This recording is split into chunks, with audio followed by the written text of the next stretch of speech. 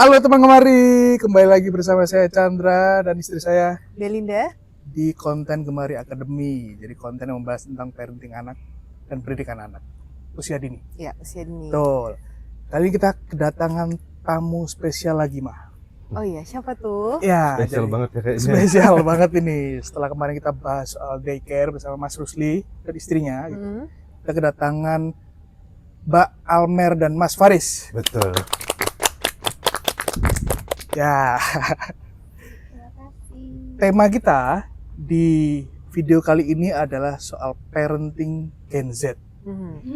Gitu. Gen Z Ya, karena ternyata Mas Faris dan Mbak Almer ini masih Gen Z dan umurnya berapa? Aku 24 malah sekarang. 24 ya? Iya. Iya 25 Ya, lebih tua aku. Malu banget. dan sudah menjadi orang tua dan punya anak. Iya. Nanti kita akan tanya-tanya soal bagaimana sih sebenarnya parenting Gen Z itu. Terus apa dinamikanya, keluh kesahnya gimana gitu ya, Maya. Mungkin nanti dari Miss Bell juga akan memberikan apa ya, mungkin insight lah. Sebagai dia guru Montessori by the way, di terbiasa menangani anak gitu. Oke, sebelumnya aku pengen kalian cerita dulu ya. Kalian itu sebagai latar belakang dan konteks itu ketemunya gimana dan sampai memutuskan menikah itu gimana gitu. Oke. Nanti ada pertanyaan lanjutannya, tapi silakan perkenalkan diri dulu. Oke. Dari siapa? Aku dulu ya. Yes. Perkenalkan Mbak Mas, aku Faris Ya. Wiraspati. Aku itu tadi 24 tahun. Kebetulan bukan asli Jogja. Jadi aslinya Kalimantan, lahir Kalimantan. Long story short, pindah setelah SMA, pindah ke sini 2018 sampai akhirnya lanjut sampai kuliah di sini. Dan sampai akhirnya ya menikah, akhirnya menetap di sini lah, sudah di sini. Dan Gitu. gimana tuh kalian bertemu dan akhirnya memutuskan untuk menikah? Kebetulan satu kampus, satu prodi juga. Dan kebetulan pas pemetaan kelas satu kelas pas itu. Iya. Kan biasa kalau di kami itu di kampus pemetaan kelasnya ya masih pemetaan itu 2 semester kalau nggak salah. Nanti habisnya baru kita bidding sendiri, kita ngambil kelas sendiri. Nah, tapi dari awal itu bukan, kan biasa ada orang yang dari teman dulu baru muncul interest ya.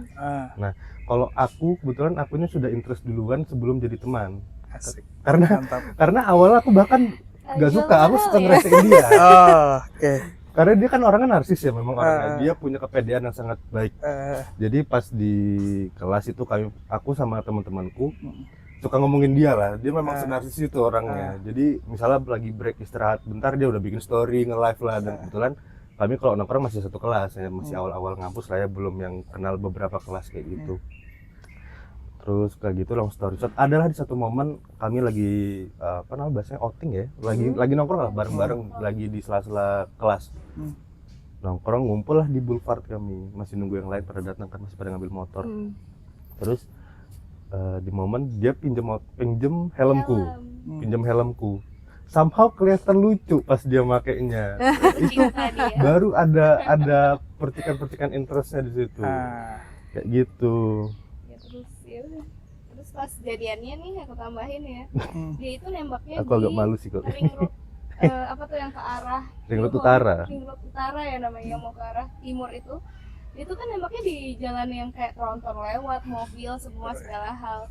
Dan aku pasti memang belum di fase yang aduh aku pengen pacaran deh, karena kan baru banget masuk kuliah. Terus ya kita hunting dulu kali ya, baru kita pacaran atau yang lain-lain gitu. Ternyata pas itu tuh kita lagi di jalan, terus dia nembak pas itu kayak kamu mau nggak jadi pacarku, which is kan aku orangnya pendengarannya kalau di jalan mending lo nggak usah ngomong deh daripada gue nggak denger kayak gitu. Jadi kayak hah apa gitu. Ternyata dia lagi nembak, terus aku karena kayak malas apa ya nanya lagi kayak oh ya udah boleh aku tuh sambil teriak tuh pakai helm, mana helmnya full face kan. Terus ya udah sampai di kosku di dekat di Jakarta Atas itu. Terus dia bilang, ih seneng banget, kita udah pacaran ya hari ini. Aku tuh flashback lagi, aduh kapan dia nembak gue gitu. Itu sebenarnya trik supaya dijawab iya. Dijawab iya Betul. gitu ya. Kita pacaran, aku bilang kayak gitu. Kayak iya, tadi kamu di jalan bilang iya, di jalan. Hah, aku bilang gitu. Terus kayak, oh oke, ya udahlah kita coba dulu. Mungkin aku bilang dalam hati kayak, ya udah aku coba dulu aja lah, sebulan 2 bulan gitu, kali betah gitu kan. Iya, taunya sampai sekarang. Asik. Dan dari pacaran kuliah itu sampai memutuskan menikahnya itu gimana tuh? Oh itu udah lama sih, dari pertengahan kuliah itu kami sudah ada obrolan ke sana, memang sudah ada tujuannya, goalnya ke sana lah. Jadi udah mulai ngobrol kira-kira secara nanti kira-kira mau nikah umur berapa, terus nanti kira-kira secara berkeluarga nanti mau gimana ya. Terus itu memang dari awal pacaran pun kami udah approaching ke keluarga masing-masing. Oh, Aku memang udah udah memperkenalkan dulu ke keluarga. tujuannya ke situ Iya, ya. jadi aku udah memperkenalkan keluarga aku, terus aku akhirnya approaching ke keluarganya Alia, Almer, lalu sebaliknya juga kayak gitu. Jadi pendekatannya udah cukup jauh. Nikahnya tahun berapa sih? 2025. 2025. Di usia Februari. Itu aku masih 23. Iya, aku masih 24. wow. Wow, terus langsung ini ya punya Baby. Jarak Anak. 2 bulan. Jarak 2 kayaknya. bulan. Oh, mantap. Iya, begitu. Aku mau tanya gini nih. Jadi ini kan akun pendidikan anak gitu, soal anak. Kalau secara statistik sekarang itu Gen Z itu banyak yang child free. Iya betul. Kalian tahu lah ya. Iya. Gitu. Apa yang memutuskan kalian pengen punya anak gitu? Gitu. Kalau yang memutuskan pengen punya anak juga sebenarnya kan kalau bagi kami mungkin kami tidak termasuk dalam kategori yang child free tadi ya gitu. Dan juga di keluarga kita ini kayak apa ya, punya anak atau ibaratnya melanjutkan generasi selanjutnya itu adalah hal yang memang ditunggu-tunggu bahasanya kayak gitu. Jadi memang tidak masuk dalam keinginan kita berdua dan juga keluarga pastinya untuk child free. Tapi mungkin membatasi jumlah anak ya gitu. Jadi bukan yang apa namanya ya, child free itu ya enggak, kita tetap pengen punya anak. Terus juga, dan kalau aku pribadi sama Faris sih targetnya adalah kalau bisa kita sebelum 30 kita udah clear nih, udah bahasanya kita udah nggak usah punya anak lagi gitu. Jadi kayak sebelum 30 misal mau punya anak lagi nih, ayo kita sebelum 30 aja kayak gitu. Jadi setelah 30 net gitu, harapannya kita udah bisa produktif, kita udah bisa beraktivitas, terus fokus nih sama kerjaan dan apa yang ingin kita apa ya namanya, apa yang pengen kita lakukan gitu. Udah nggak kepikiran lagi mau punya anak lagi dan lain-lain. Mau nambahin? Kalau nambahin sih mungkin obrolan jauh juga, itu bahkan tadi di pertengahan kuliah kami udah ngobrol jauh lah itu tentang nanti pernikahan dan mau anaknya berapa dan di umur berapa. Jadi kami sendiri punya concern di mana sebagai Alia yang mengandung dan melahirkan juga, kami ada concernnya jangan sampai umurnya terlalu jauh. Karena dari aku pribadi, aku gak enak, kasihan sama Alia kalau nanti mengandungnya di umur yang sudah terhitung lampau gitu loh. Karena kan fisika perempuan beda ya sama kita cowok-cowok ya. Kita makin tua makin prima aja sebenarnya. Cuman kan kalau buat perempuan itu hal yang berat juga kalau nanti di umur yang sudah terlalu jauh. Dan juga selain itu kami mikirnya nanti nunda-nunda, kalau nunda ternyata pas mau bikin ternyata nanti ditunda sama yang di atas makin jauh. Ternyata kan kita sebenarnya kan nggak tahu ya, nanti kita walaupun nggak ada faktor mandul dalam kesehatan dan lain-lain, cuma kan kadang yang di atas punya perencanaan lain, takutnya nanti makin jauh. Ternyata pas kami mau punya baby ternyata nanti dikasihnya masih agak jauh. Tadi balik lagi ke umurnya si Almer juga sih sebenarnya, biar nggak terlalu umur juga terlalu lampau dari range amannya untuk mengandung dan melahirkan sebenarnya. Tapi semua balik ke rezeki ya. Iya, itu tadi balik Jadi lagi.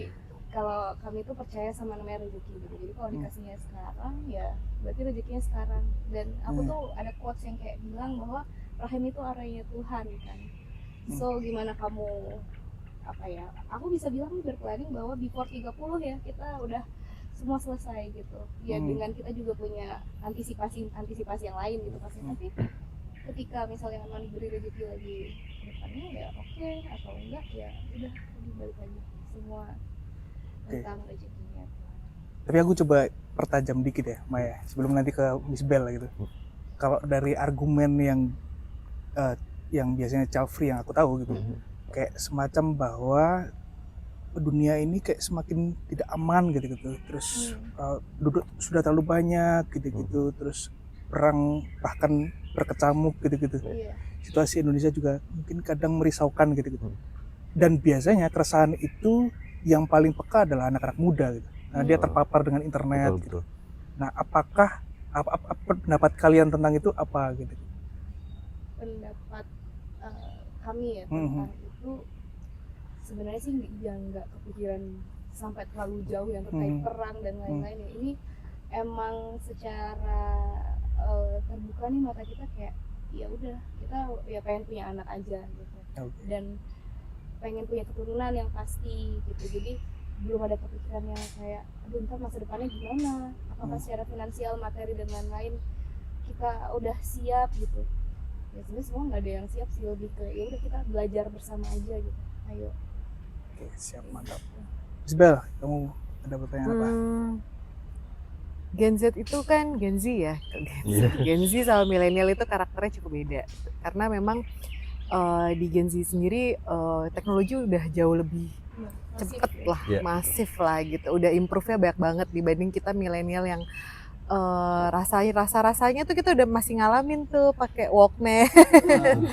Kalau sekarang Spotify very easy lah kayak gitu.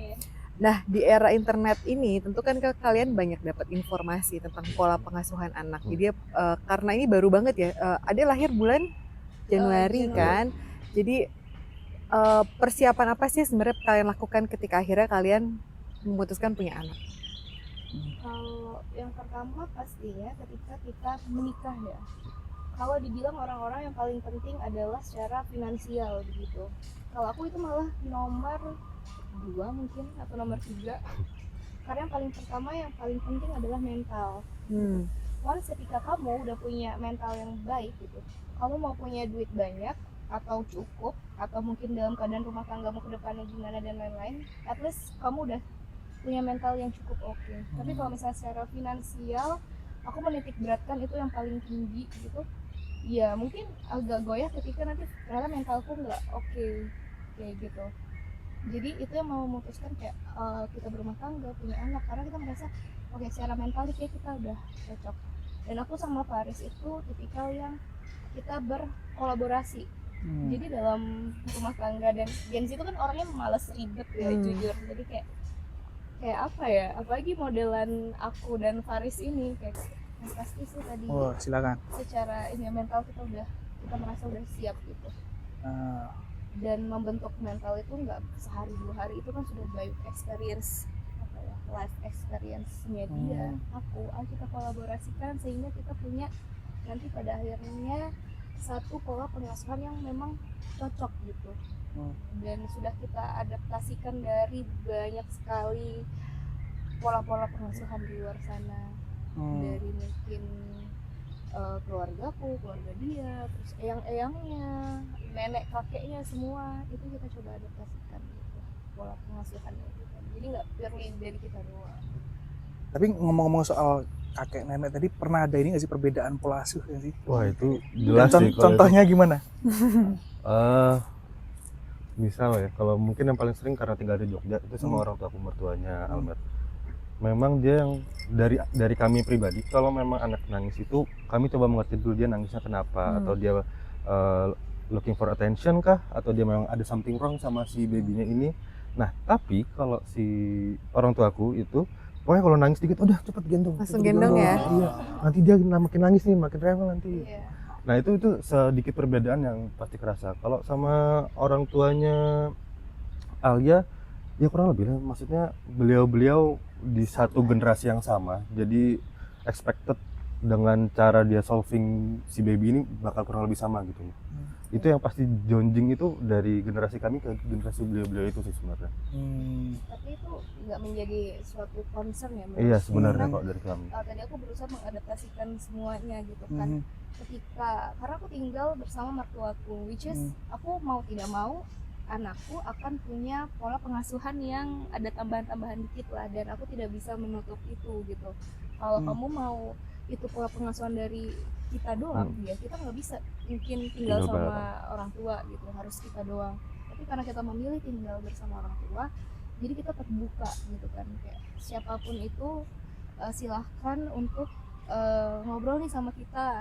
Kalau misalnya anaknya tuh gini gitu kan ya, kayak tadi misalnya dia nangis. Kalau aku sama Faris tipikal kayak, karena baby itu dari 1 bulan udah tidur di box ya. Jadi ketika dia nangis itu punya timingnya gitu, kayak nangis semenit kita liatin, nangis 2 menit liatin, 3 menit kok udah tambah parah gitu, baru kita angkat gitu. Jadi kalau biasa orang tua kan kayak ngeringi dikit diangkat gitu. Ya tapi nggak ada masalah sama kita, karena kita lebih ke berterima kasih juga ya, ada yang bantuin juga di rumah sehingga pekerjaan kita tuh jauh lebih mudah gitu sebenarnya. Dan tadi mana yang menurut kami itu memang lebih mudah, ya mungkin itu yang akan kita jalankan. Ini kita no ribet deh, nggak mau menjadikan itu sebuah problem atau concern. Oke, coba aku tanya Miss Bel ya, dia menangani orang tua murid gitu, termasuk yang kakek nenek juga gitu. Ini aku mau tanya gini, apakah perbedaan pola asuh itu cukup signifikan impactnya terhadap anak gitu? Menurutmu gimana? Perbedaan pola asuh pasti sangat signifikan Dari ya. generasi ya maksudnya? Karena anak itu butuh konsistensi. Ketika dia nggak punya konsistensi, memang kadang dia jadi bingung. Terutama kalau di kelas itu kelihatan banget. Gimana misalnya, sama oma dimanjain, selalu dikasih apa-apa, tapi sama mama tegas. Biasanya anak itu bisa, ya dia tahu pola lah, dia paham pola, dia tahu pattern. Jadi kalau aku mau minta, misalnya es krim itu kan nggak boleh ya kadang ya. Kalau sama mama nggak boleh, tapi kalau sama oma pasti dikasih. Nanti aku mintanya ke oma gitu. Bahkan sampai ada yang kayak, aku nggak mau pulang sama mama, aku maunya pulang sama oma gitu. Ya, hal-hal kayak gitu pasti bukan jadi masalah ya. Dia pasti memberikan impact ke anaknya. Jadi nanti tinggal kita nyampein aja sih, kalau misalnya orang tua pengen value-nya, pola asuhnya yang lebih kena ke anak, ya sudah kita konsisten di situ aja. Cuman memang kesulitannya kadang kayak misalnya kita nitipin anak ke mbah ya, kita merasa bahwa ya kamu bantu aku, kayak kalau kita kebanyakan ngatur juga nggak enak nih. Jadi ya memang butuh komunikasi tingkat tinggi ya. Betul. Oke. Jadi ya itu tadi sih, mungkin karena kami berdua sukanya kolaborasi dan diskusi gitu ya. Ketika di rumah itu semua memang kita sistemnya adalah berdiskusi. Dan alhamdulillahnya eyangnya gitu, mamahnya Faris terutama itu bisa banget memahami dengan apa namanya tadi yang pengen kita terapkan gitu. Jadi enggak yang kayak kokoh kasih ini itu enggak. Jadi bener-bener tanya dulu kadang gitu kan. Terus terkait jam tidur, aku kan orangnya disiplin banget ya, walaupun Gen Z gitu, aku tapi termasuk tipikal orang yang semua itu tuh udah ada tatanannya gitu, aturannya. Jadi anak bangun harus jam 6 gitu, tidur jam 5 sore, dan itu udah terbentuk sampai sekarang. Maka aku tidak pernah begadang dari dia baby, kecuali dia sakit gitu, urgent case yang lain itu. Jadi udah ada jadwal nyusu, makan, mandi, semua udah kita tulis, sudah kita taruh di papan, dan pada akhirnya orang-orang di rumah pun mungkin bisa konsisten gitu dengan jadwal. Oke. Gitu. Mantap. Oke, kita gali lagi. Apakah kamu juga mencari sumber referensi lain dari parenting dari internet misalkan, dari akun-akun parenting gitu? Kalian juga mencari nggak? Itu jelas sih, tadi ya balik lagi, mungkin di generasi kami ya itu cukup terpapar dengan internet ya. Jadi bahkan dari aku sama Almer sendiri pun kadang menemukan hal yang berbeda. Misalnya aku nemu di TikTok dengan parenting A, terus si Almer nemu di Threads misalnya ketemu dengan parenting B. Terus malam ataupun kapan waktu senggang kami bisa ngobrol, ini loh, ini kayaknya nanti di bulan depan nih misalnya udah masuk mulai MPASI yang sudah menengah, sudah mulai naik dengan secara porsi dan lain-lain. Kayak ini kita coba terapin menu ini deh, ini kita coba terapin menu ini deh, ataupun cara yang seperti ini. Nanti Alia juga bakal feedback lagi dengan cara yang dia temukan. Ini mungkin kayak gini nih, caranya yang ini, aku nemunya kayak gini.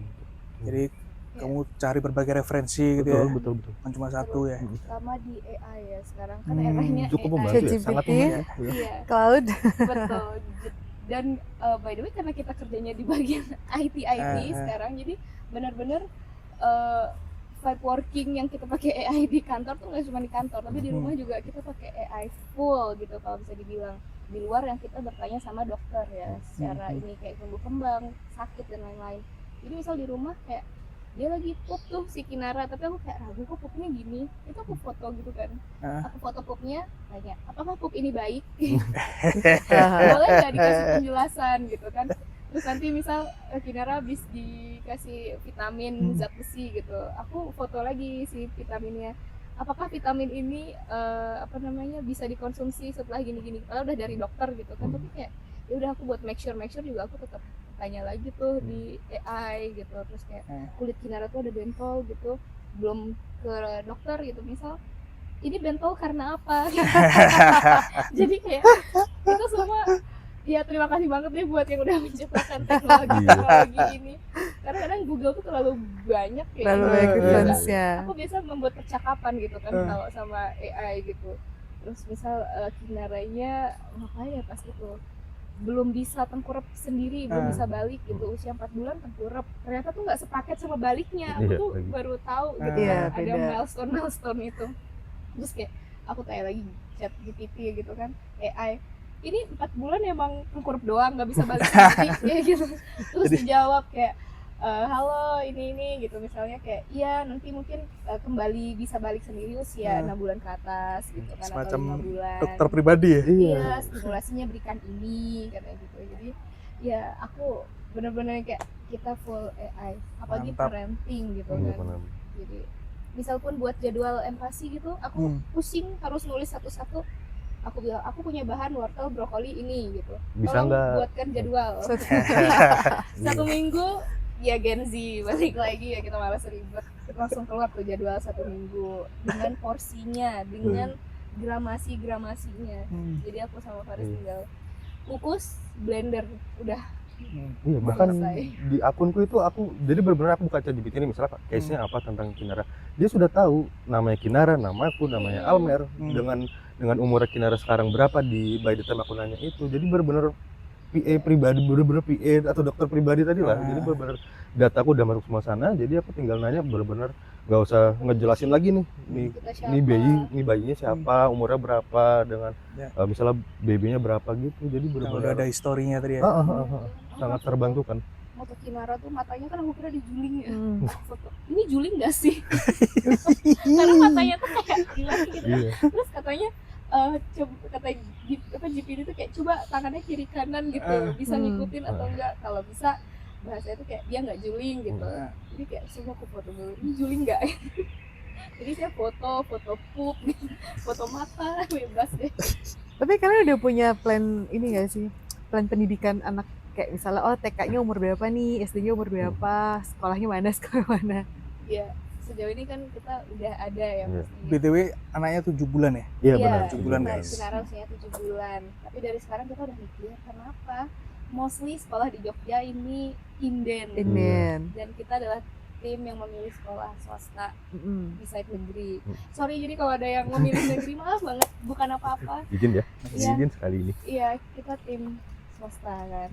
Jadi otomatis pemilihannya tuh menurutku malah lebih susah dan tricky ya. Jadi kayak ibaratnya di sini poin yang ditonjolkan ini, yang di sini ini gitu. Jadi kita pencatatan dengan apa yang kita mau tunjukkan lah. Iya, kalau aku sama Farsan kayaknya anak ini punya karakter dulu gitu. Karakter buildingnya harus good di usia dia, ibaratnya golden age-nya dia gitu kan. Jadi kenapa aku beli swasta? Karena adik-adik aku tuh semua swasta dari mulai playgroup-nya gitu. Dan udah kelihatan karakter yang terbentuk tuh mereka bener-bener yang teratur, disiplin. Aku nggak pernah dengar bahkan mereka teriak-teriak ke orang tua gitu. Terus secara mungkin sosialnya juga oke, secara akademik ya juga oke gitu. Tapi bukan berarti tadi yang negeri nggak oke ya, cuman mungkin karena lebih ke kalau di swasta kan antara teacher dan juga muridnya itu kan concernnya lebih fokus ya, dengan misalnya kalau negeri kan ya udah satu murid mungkin bisa 30 anak gitu, tapi kalau swasta dibatasi satu guru. Oh iya, satu guru. Satu kelas isinya 30, ya, dengan handle beberapa kelas. Cuman kalau swasta kan dia lebih terfokus ya. Bahkan kan biasanya ada konselingnya juga biasanya beberapa bulan sekali atau bahkan seminggu sekali. Mungkin orang tuanya nanti dipanggil sama gurunya terus ngasih tahu kayak ini loh anaknya lagi ada perkembangan seperti ini concern anaknya kira-kira yang lagi difokuskan seperti ini. Kenapa itu mungkin di swasta? Kita kemarin sih ininya kayak Faris sih belum mau anaknya tuh dari playgroup. Playgroup tuh umur berapa sih, sorry? 3 tahun kalau 3-4 tahun pokoknya sebelum masuk TK, tahun 2 tahun sebelum TK. Karena kata dia itu tuh anak tuh main aja, nggak usah belajar. Kalau mau belajarnya tuh kayak membaca, menulis, ya udah sensory play kayak ibaratnya dia tuh lebih setuju anaknya tuh di sekolah yang alam gitu kalau bisa. Terus sekolah yang tidak mengedepankan akademik, maksudnya kayak ya mungkin dia pintar di akademik ya kita sekolahkan di akademik, tapi kalau pada akhirnya dia punya kecerdasan yang interest lain ya nggak apa-apa gitu. Jadi suatu sekolah yang memang sesuai dengan karakternya dia juga gitu. Jadi dia pengennya sih sekolah anaknya nggak yang dari kecil gitu. Udah Ngomong-ngomong, dapat sekolahnya. Nah, jujur kita belum ada yang sampai kayak hijau banget harus sekolah di sini. Cuman ada satu sekolah yang memang kayaknya kita oke ini, karena dia sistem belajarnya di luar kelas yang kayak Miss, hari ini kita mau belajar di hutan gitu. Ya ngomong-ngomong, udah. Gemari Academy punya pop up kelas di alam ya. Wah itu Nah, boleh nih. kemarin aku udah nanya, ada nggak yang buat baby? Ternyata belum Belum. ada. Belum, ada. nggak berani aku karena kalau di kebun itu kan serangga cukup banyak. Betul, Iya. Takutnya anak kulitnya masih sensitif Sensitif, tuh ya. kalau bayi. Kalau baby tuh udahlah sensory play aja. Iya, di rumah ya. Sensory play aja. Toddler guys, Toddler. toddler dan SD. Iya. Boleh. Pertimbangan kami tuh selain dari apa tadi yang namanya mungkin kurikulumnya, juga dari ya secara finansial ya. Maksudnya ketika kurikulumnya baik, berarti kan yang pasti apa ya, bayarnya nih mahal gitu bahasanya. Jadi kita harus cari yang seimbang, kayak kitanya mampu tapi kurikulumnya baik. Nah itu ya agak memang susah gitu. Tapi one day kalau misalnya rezeki kita banyak ya berarti kan pilihan kita mungkin jauh lebih Plus biaya kado. Iya. Iya. Kalau anak swasta Bener tuh kalau lagi. tiap ulang tahun Bener, pasti bener. ngasih kado. Kado. Tiap bulan ada gitu yang dikeluarin. Gift ya, Miss. Tapi aku penasaran. Apa? Boleh. Aku sering buka threads, and there is a lot of Gen Z yang aku lihat mereka sebenarnya punya banyak kecemasan. Mungkin kalian kecemasan tapi langsung tanya ChatGPT ini. Iya. Jadi kalau yang aku perhatiin memang sebenarnya bukan cuma Gen Z sih. Menurutku semua orang ketika dia pertama kali jadi orang tua, sebenarnya mereka Iya, semua benar. basically punya kecemasan yang sama. Betul. Bedanya dulu nggak di-post gitu Iya, ya. benar. Sekarang di-post. Jadi rasanya tuh kok kayak lebih cemas padahal enggak gitu. Kalau kalian sendiri nih ini kan first time ya being parents gitu ya. Akan banyak tantangan kan ke depan. Iya, benar lagi. Tantrumnya anak lah, terus anaknya bener bisa pasti di awal dia akan teriak lah, bilang enggak lah, apalah gitu. Kalau kalian sendiri kecemasan terbesar kalian tuh apa sih? Bagus. Apa ya terbesar? Mungkin karena kami mikirnya terlalu let it flow dan mikir santai ya, jadi benar-benar adjusting by the case gitu loh. Ikut aja gitu ya. Terus dan juga tadi balik lagi si Albert pun dia memang disiplin, jadi semua tuh benar-benar tertata dengan jadwal dan lain-lain. Jadi expected juga anak sembari dia bertumbuh kembang dia akan terbiasa dengan sesuatu yang tertata. Jadi Berarti dia, prinsip kalian adalah disiplin matters gitu ya. iya, banget. banget sih itu benar sih. Nice. Ya pokoknya ketika anak itu tidak disiplin, dia di luar juga nanti akan susah ya, maksudnya di tempat umum dan lain-lain susah kita untuk handle. Jadi kecemasan tuh kita mungkin cemas anak sakit Iya gitu itu ya. pastilah worry-nya itu Terus, sangat. ya tapi kan kita juga berusaha memberikan hal yang kayak kita meminimalisir itulah bahasanya. Jadi kalau untuk cemas kayak belum ada yang sampai bikin kita Worry banget tuh belum ya sebenarnya. Belum ya. Nanti by case lah. Iya, itu pasti ya benar-benar. Pasti by case. mungkin ketika nanti umur dia harusnya sekolah ternyata belum ketemu sekolah yang oke, mungkin itu cemas gitu. Tapi sekarang kayak ya Tapi ada ikut kegiatan pop up gitu. si Kinara ya. Sekinara. Saat ini belum ya, karena aku masih cari juga tuh, kayak kemarin kan dia baru 6 bulan, dia tuh kayak sekolah-sekolah atau pop up itu jarang dari main 6 bulan gitu, kayak masih harus 7 bulan ke atas kayak gitu. Oh ya. Jadi, Aku bikin dulu soalnya yang penting bisa duduk udah. nah dia baru belum bisa duduk mandiri, jadi Tripod tapi bisa kan? bisa. Dia udah bisa duduk tegak, cuman yang belum duduk langsung. Iya, dia balance badannya tuh Gak belum. apa-apa. Oh, ada sih dari kecemasan kita tuh yang Apa tuh? terkait berat badan anak. Oh itu Oh, ya. iya. Itu masih cukup concern sih kami Iya. sekarang. Di mana ya, maksudnya di media sosial tuh kan ibu-ibu tuh kayak, Bun wajar gak sih 4 bulan beratnya 9 kilo kata gue. Jadi hal-hal kayak gitu tuh yang kadang aku pengen mute aja nih orang-orang kayak gitu. Iya, benar. Tapi memang di sini tuh di negara ini kayak berat badan tuh pencapaian sih. Bahkan Iya. walaupun dia hitungannya obesitas ya, artinya dia gemuk itu tetap dianggap kayak pencapaian banget Iya nih. bagus nih, berarti makannya bagus. Padahal belum tentu ya. Iya, iya. Betul. Terus kayak nanti ada yang membanding-bandingkan anak ASI, anak SUFOR. Aduh kataku, Ya, ibu lahiran normal, ibu sesar. Iya benar lagi, benar working lagi. mom versus IRT, full mom. kayak gitu. Jadi aku kayak ya itu sih mungkin yang agak cemas. Bahkan di sampai situ. Sufor aja, sufor murah, sufor mahal. Iya, klasifikasi banget gitu loh. Aku sampai kayak ada kan yang di threads atau apa sekarang trennya tuh seporsi kekalahan kemenangan gitu. Aku baca-baca, nah aku ini sudah lahiran sesar, anakku full sufor, aku working mom, itu apakah seporsi apa namanya? Aku sampai bilang gitu, tapi kayak ya udahlah gitu kayak. Jadi ya terkait cemasnya sih masih berat badan ya. Cuman aku kalau melihat milestone-nya dia sih Aman toh? Iya, secara diagram tuh Aman masih ya juga udah. sebenarnya aku sebagai suami dan ayah juga ya, aku selalu, karena dia yang sangat worry, dia iya, cukup masih overthinking juga dia tuh berat Mas. gitu. Aku bilang as long dia masih secara diagram masih aman, secara garis diagram masih aman, berarti nggak apa-apa, nggak ada masalah. Kecuali sudah below the radar gitu, below the garis, ya itu kita harus put concern lebih gitu loh. Mungkin kita harus konseling ke desanya lebih rutin lagi. Ini kenapa? Mungkin kita bisa nerapin metode apa nih ke anak untuk naikin si berat badan. Bahkan gitu. masalah berat badan itu nggak cuma di bayi ya. Itu yang kayak murid-muridku yang umur 4 tahun, 5 tahun, ibunya tuh masih concern banget. Padahal kayak kalau aku lihat anakku aktif-aktif aja, sehat kok aku gitu. Enggak, Miss, tapi makannya tuh kurang. Enggak sih, menurutku enggak sih. Aku bingung banget, ya itu nanya GPT lagi, berat badan segini, metode apa, BLW kah, atau kayak disuapin atau gimana, terus kayak ya keluarlah hasilnya. Dan aku tuh ketika ke dokter tumbuh kembang, selalu yang pertama kali ku tanya tuh, nggak tahu sini mungkin masuknya ke negatif ya, harusnya nggak kayak gitu gitu. Aku selalu tanya kayak, dok anakku kecil nggak, kayak gitu, jadi kayak nggak nanya. Saking worriednya dia sebenarnya. Iya, dan aku bingung cara menghapus mindset itu gitu. Tapi masalah makan tuh cukup stressful ya menurutku ya. Karena ketika kita misalnya ngomong satu metode, kalau di luar negeri kan bisa pakai BLW gitu ya. Mereka merasa bahwa nanti makannya jadi banyak. Ya ora juga sih, dimainin tau makan. Iya, benar. Makan 10%. Terus kalau disuapin dibilangnya nanti jadi manja ya. Tapi somehow kan kita juga butuh ngasih nutrisi ya. Betul. Gimana caranya. Jadi menurutku berat badan itu apa ya?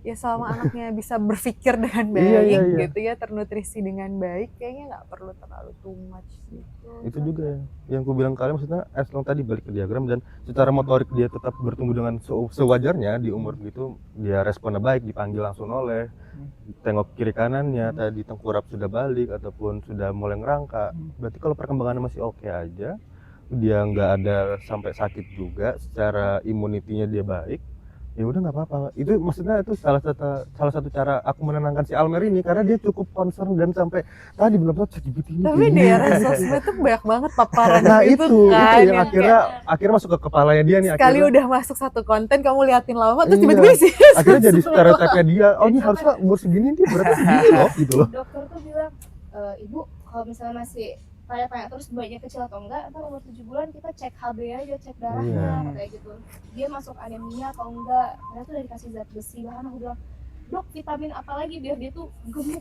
Nggak harus gemuk, Nggak harus Gitu. gemuk. Karena gimana aku melihat tuh yang kayak 4 bulan 9 kilo, ini anakku nggak sampai 7 kilo, udah 7 bulan, aku bilang.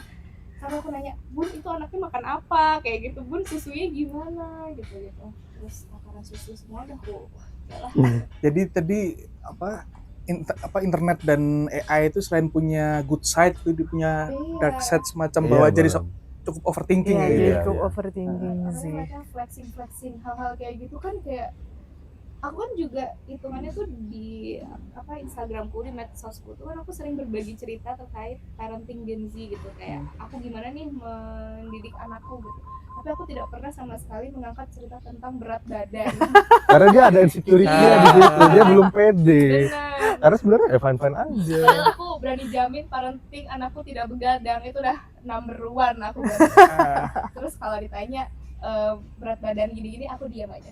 Aku maaf belum berani membahas itu.